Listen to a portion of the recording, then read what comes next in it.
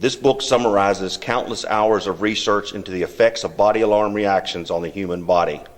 This information will be invaluable to military personnel, police, martial artists, and private citizens because it is all about surviving the first second of the attack, dealing with that moment and what happens to your physical body. Too often we hear horror stories of how our training failed in combat, how what we practiced in the classroom did not work in real life, how our mind was writing a check our body could not cash.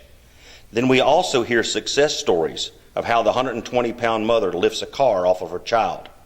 So this begs the question, why success one time and failure the next?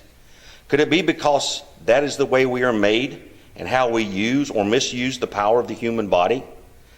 The following points are brought forth as a result of over 30 years of research into martial arts, real-life experiences, and body alarm reaction. The following class is not just designed for martial artists. It is designed to help anyone who finds themselves in harm's way. It is not a debate on style or technique.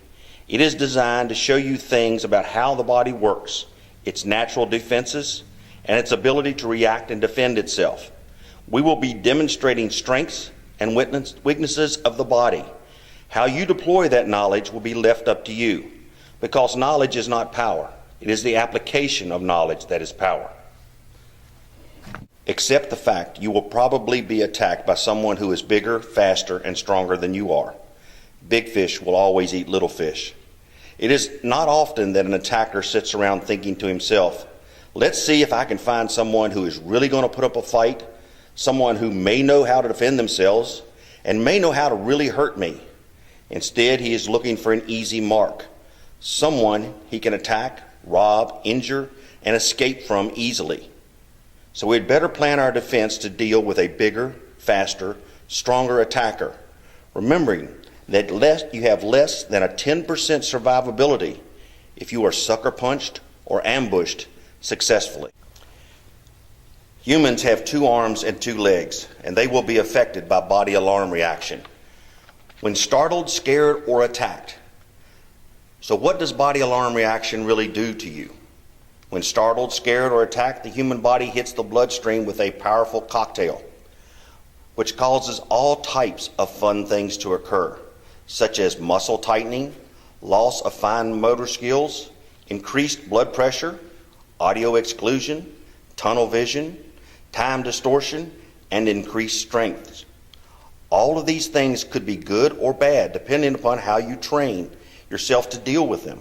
One thing to be sure, if you do not train to deal with them, they will not be your friend during the conflict.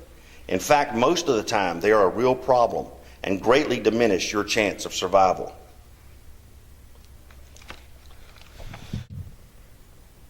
In Michael's book, you're going to be exposed to some familiar and unfamiliar terms that will help you understand what happens in an attack. Let's discuss a few of them before we get started. Everyone has heard of Murphy's Law. Anything that can go wrong will go wrong.